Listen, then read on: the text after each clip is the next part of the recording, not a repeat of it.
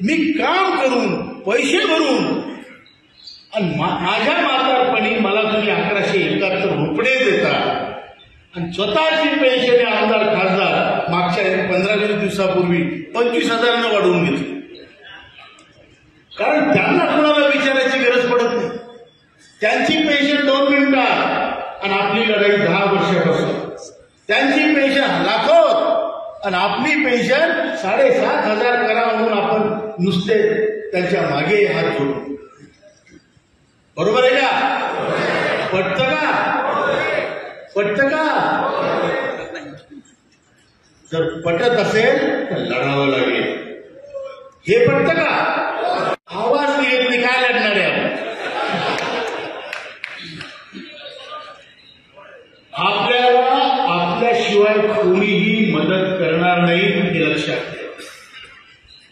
जो उठतो तो जे हाती लागलं ते पळून जातो घेऊन, ही या देशाची कंडिशन.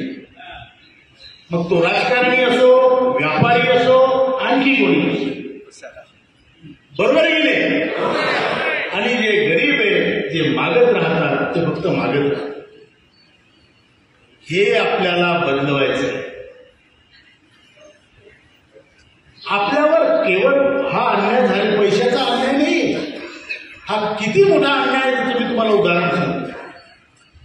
आपण लोकांनी आई वडिलाची सेवा केली. आपल्या जमान्यात तशी पद्धत होती सेवा करण्याची, आता नाही.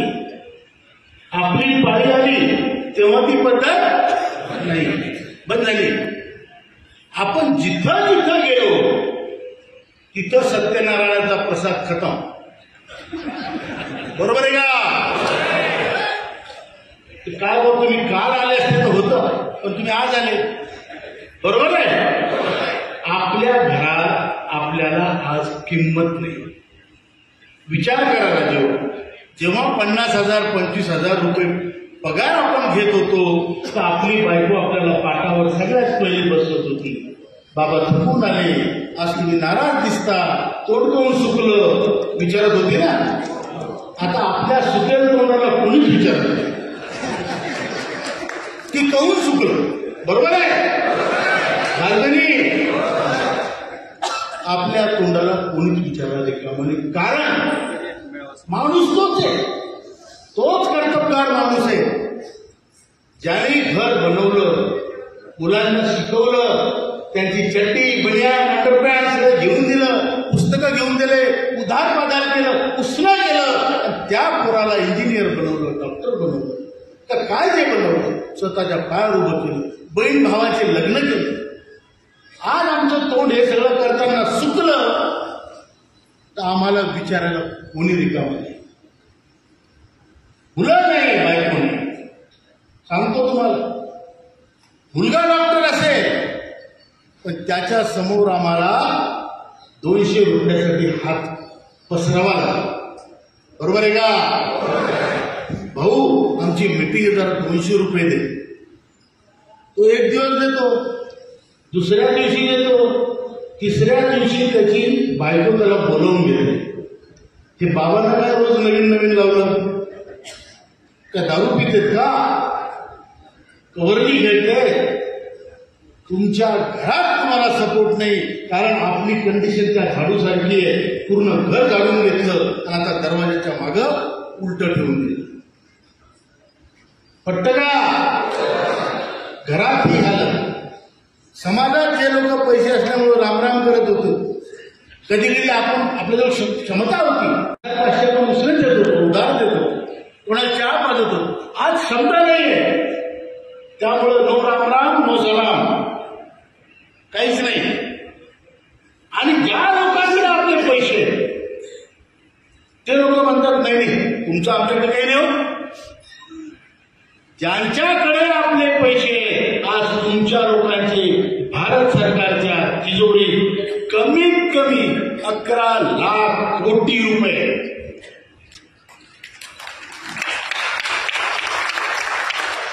हे भाषण सगळीकडे जातं. मी क्लेम सांगतो तुम्हाला, 11 लाख कोटी रुपयाचा हिशोब. आणि म्हणून हे आंदोलन आहे की आमचं जीवन एकदा आहे, आम्हाला आतापासून मरेपर्यंत सन्मानानं जगायचंय आणि आम्हाला सन्मानानं मरायचंय. आम्हाला आमच्या दफन का कफन खुद गरीब नाही काय, आमच्या चितेची लाकडं आम्हाला स्वतः विकत घ्यायची. कारण पोरांचा भरोसा तो अमेरिकेत असला तर येणारही नाही, आणि आला तर लाकडं मिळत म्हणून टायरमध्ये जाळलं, टायरमध्ये माहिती आहे तयारी करून जेव्हा स्वतःचे लाकडं स्वतः घेऊन. ही परिस्थिती आहे. सरकारकडे आपला 11 लाख कोटीचा हिशोब जे त्यांच्याकडे आहे पैसे. आम्हाला मिटिंगला मंत्र्यांनी बोलावलं. मी होतो, सिंग साहेब होते, बहुगुणाजी होते आणि राजीवजी भटनागर होते, नरगुण साहेब होते. पॉवर पॉईंट प्रेझेंटेशन झालं. त्यात आम्ही त्यांना समजून सांगितलं तुमच्याकडे किती पैसा आहे, आमचा इतका पैसा आमचा तुमच्याकडे, त्याचं व्याज इतकं येतं दरवर्षी जे 7.5-8 कोटी आपले लहान भाऊ जे आज कामगार आहेत जे तिथं पैसे भरतात त्यांचा पैसा किती आहे आणि त्या पैशावर 1 वर्षाचं व्याज किती आहे. तुम्हाला वर्षभरात आमच्या मागच्या आणि आत्ताच्या पैशात मिळणाऱ्या व्याजाची रक्कम किती आहे हे आपण त्यांना आकड्याने सांगितलेलं आहे. आकडेवारीनुसार आपण नुसता भिकेचा कटोरा घेऊन जात नाही, एका हातात बडगा असतो आपल्या, बरोबर आहे, असायला पाहिजे की नाही. कारण आपण दयाची भीक नाही मागत, आपण आपला हक्क मागतोय. आणि तुमच्याजवळ जो आमच्या व्याजाचा पैसा आहे मुद्दलाला हात न लावता त्यातनं तुम्ही आम्हाला फक्त 20% पेन्शन म्हणून देऊ राहिले. बाकीचे म्हणजे आज तुम्ही निर्णय घेतला तर आमची पेन्शन 5 कोटीनं तुम्ही नुसत्या व्याजातून वाढवता, तुमचा फंड वाढत जाणार आहे. कारण 8 कोटी लोक परत त्यात पैसा टाकणार, बरोबर आहे का. आपण त्यांच्या समोर मागणी केली 7,500 मागे भत्ता, पहिली मागणी. दुसरी मागणी सर्वांना मेडिकल सुविधा 58 वर्षाच्या वयापासून. ते म्हणाले मंत्री महोदय, अरे वो तो 70 साल के बाद हर भारतीय को हमने दिया है. मैं बोला सर व्हेरी गुड, थँक्यू. पण आमचा जो कामगार आहे तो उसासारखा इकडून घातला तिकडून चिपाट निघतं, चिपाट. 58 वर्षाच्या वयानंतर त्या माणसात काय दम नाही, धमक नाही. त्यातले किती टक्के 70 वर्षापर्यंत जातील याची खात्री नाही. म्हणून आम्हाला 58 पासून मोफत आरोग्य सुविधा पाहिजे. म्हटलं का, बरोबर आहे का. आणि त्यांनी म्हटलं हे आपण करू शकतो. 12 वर्ष तुम्हाला राज्य सरकारच्या इन्शुरन्स स्कीम मध्ये आम्ही मेडिकल फॅसिलिटी देऊ आणि 70 नंतर तुम्हाला आयुष्यमान भारत मध्ये देऊ. ही मागणी त्यांनी तत्वतः मान्य केलेली आहे. हायर पेन्शनच्या मुद्द्याबरोबर श्री सिंग साहेब बोलले, आपण एकही मुद्दा सोडणार नाही. आपल्यातला मोठा माणूस असो का लहान माणूस असो, कोणालाही आपण एकट्याला सोडणार नाही. त्याला म्हणतात संघटन. तरी आपल्यासाठी तितकाच महत्वाचा आहे जेवढा एखादा शिपयार्डचा का ONGCचा ऑफिसर असेल का HALचा एखादा इंजिनियर असेल, त्यांना हीच पेन्शन. कॉर्पोरेट सेक्टरचा एखादा मोठा माणूस असेल त्याला हीच पेन्शन. त्याच्यामुळं ही संघटनेची विविधता खूप मोठी, खूप मोठी. ज्याला 3 लाख पगार आहे तो या संघटनेच्या पेन्शनर आहे पुढे चालून, आणि ज्याला आता 5,000-7,000 पगार आहे तोही याचा पुढे चालूनचं कार्यरत यामध्ये येणार आहे. आणि तुम्ही आपण जे शिपाई आहोत, जे आपण आज पुढे लढतो, त्याचा फायदा या सगळ्या लोकांना होणार आहे. त्यानंतर आपली भेट झाली वित्तमंत्र्याशी. आदरणीय निर्मला सीतारामनजीशी आपल्या 3 भेटी झाल्या. पैकी दुसरी भेट जी होती त्यामध्ये ह्या ताई आणि दुसऱ्या आपल्या ताई पण होत्या, आणि आम्ही मुद्दाम त्यांना घेऊन गेलो. महिला, ती महिला आहे, तुम्ही चला इथे चर्चा झाली. आपण निर्मला सीतारामन आतापर्यंत भारत सरकारच्या वित्त मंत्रालयाचा ही भूमिका होती, हा स्टँड होता की तुमची स्कीम ही सेल्फ फंडेड स्कीम, म्हणजे तुमच्या पैशात तुम्ही मॅनेज करायचं, भारत सरकार तुम्हाला काही देणार नाही. पट्टा समजताय ना मी काय बोलतो का? समजतं का? तर तिथे भारत सरकार तुम्हाला काही मदत करणार नाही. त्यावेळेस आपण त्यांना सांगितलं, मॅडम फार नम्रपणे सांगितलं, म्हटलं श्रमयोगी मानधन योजनामध्ये जी असंघटित कामगारांसाठी आहे, तुम्ही 100% अनुदान करता भारत सरकार. मी 100 भरले तर तुम्ही 100 भरता.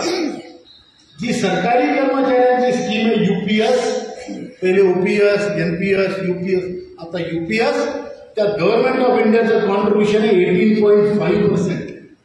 आणि आमच्या स्कीम मध्ये तुमचं कॉन्ट्रीब्युशन 0 आहे. 1.16 तुम्ही देता, 1.16% ते ऍडमिनिस्ट्रेटिव्ह खर्चासाठी देता, आमच्यासाठी देत नाही. समजलं का? त्यांना म्हटलं एका मुलाला 100 पैकी 100, एका मुलाला 18.5 आणि दुसऱ्या मुलाला काहीच नाही. आम्ही या भारत मातेचे सावत्र पुत्र आहे का? हे आपण जाणणार. जेवढा हक्क आमचा आहे तेवढा हक्क आमचा आहे. एका देशात कोणाला काही काय मुगलाई आहे का? बरोबर आहे का? लोकशाही आहे का मुगलाई आहे? आणि म्हणून त्यानंतर त्यांनी ते सांगितलं की तुमचा प्रपोजल आल्यानंतर वित्त मंत्रालय तुम्हाला जेवढी शक्य आहे तेवढी मदत करेल. फार मोठा बदल, त्यांच्या भूमिकेत बदल. आपली भेट 2 वेळ आदरणीय पंतप्रधानांशी झाली, 3 वेळ वित्तमंत्र्यांशी झाली आणि असंख्य वेळ श्रममंत्र्यांशी झाली. तुमच्या माहितीकरता सांगतो, ही झाली पॉलिटिकल चेंज. पण खरे जे डिसिजन मेकर्स असतात ते असतात ब्युरोक्रॅट. ब्युरोक्रॅसीमध्ये भारताचा सगळ्यात मोठा अधिकारी असतो कॅबिनेट सेक्रेटरी. त्याच्याबरोबर आपली राऊंड टेबल कॉन्फरन्स झाली जवळपास 2 तासाची.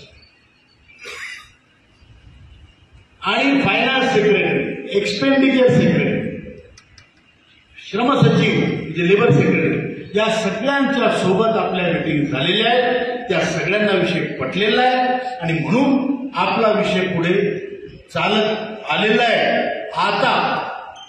आता तुमची वेळ जिंकण्याची. तुम्ही कधीही जिंकू शकता. खरं म्हणजे आपण जिंकणार यात काही शंका नाही. पण काय की पहिल्यापासून आपण इतक्या लाटा खाल्लेल्या आहेत स्वतः की चांगलं बातमी यायला लागली की आपल्याला शंका येते. कुछ अच्छा होने वाला है तो ऐसा लगता है अरे यार कुछ तो गलत हो रहा है. बरोबर आहे ना? चांगली बातमी यायला लागली की आपल्या मनात शंका येते की खरंच नाही तर काही वाईट तरी ते इकडून काही. म्हणून 99% जरी आपला विजय होणार आहे तरी 1% की मनातली शंकेची पाल आहे की चुकते की नाही झालं तर लढाईची तयारी आहे का? लढाईची तयारी आहे का? 99% जर आपण खरे ठरलो तर पुढच्या वेळेस लातूरला मी गुलाल घेऊन येईन. ते असं नाही, कुसाक नाही, पोत्यानं. बरोबर आहे? लातूरकर बोला. आणि जर काम नाही झालं तर पुढच्या वेळेस तुम्हाला मूळ अक्षता द्यायला येईल लढण्याच्या. मुळच म्हणतो ना आपण, मुळं द्यायला येऊ की तलवारी काढायला निघा. मान्य? मग त्यावेळेस माझं हे दुखतं, पोरीचं लग्न आहे, नातू आजारी आहे, चलेंगा नाही बॉस. बरोबर आहे? बोला ना. म्हणून आपल्याला आपलं काम होणार आहे यात शंका नाही. तुम्हाला एक सांगतो, तुम्ही फक्त इतके लोक नाहीये, मोठी सभा आहे पण एवढेच लोक नाहीये. तुमच्या सोबत अशीच लोक जबरदस्त संख्येत उभी. अंदमानचा एका माणसात 40 लोकांची संघटना आहे फक्त अंदमानमध्ये, तिथे लोकच नाही. तर त्या 40 लोकांची समस्या आपल्यापर्यंत आली तर त्याचं उत्तरी पेपरला द्यावं लागतं. ही संघटनेची ताकद आपल्या मागे होती. ही की राऊत साहेबांची संघटना नाही बाबा, हे फक्त व्यवस्थेसाठी पद आहे. ही संघटना तुमचीच आणि तुम्हीच चालवायची. कुणीतरी नादर्गे साहेब म्हणाले चांगले की ते 120 रुपये द्या, बरोबर आहे, संघटनेला पैसे लागतात. पण मी तुम्हाला सांगतो आपल्या संघटनेचं जी पद्धत आहे ती साईबाबाच्या मंदिरासारखी आहे. कशी की जेव्हा ज्यांनी यायचं मंदिरात त्यांनी या, कोणाला मी जबरदस्ती नाही. तुम्हाला त्या बाबाचं दर्शन घ्यायचं तर घ्या, जबरदस्ती नाही. तुम्हाला त्या पेटीत पैसा टाकायचा तर टाका, जबरदस्ती नाही. पण जेवण फुल करून जा,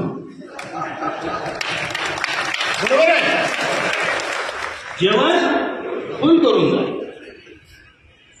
तसं आपल्या संघटनेचं जे इथं आले नाही त्यांना सांगा, जे 120 रुपये नसतील ते 120 रुपये म्हणजे काय मी सांगतो.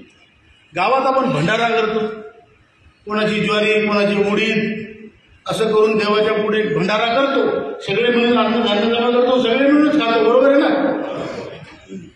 तसा हा भंडाऱ्याचा प्रकार, हा महायज्ञ आहे. भंडारा म्हणजे काय, यज्ञ, हा महायज्ञ आहे. या महायज्ञात माझी सुद्धा काही ना काही आहुती पाहिजे या भावनेसाठी 10 रुपये महिन्याला आहे. समजा तेही द्यायचं जीवार आलं, मग समजा जर ते राऊत साहेब स्टँडवर भेटले, कटची आपासली, बरोबर आहे का, तेवढं जमतं की नाही आपल्याला करायचं.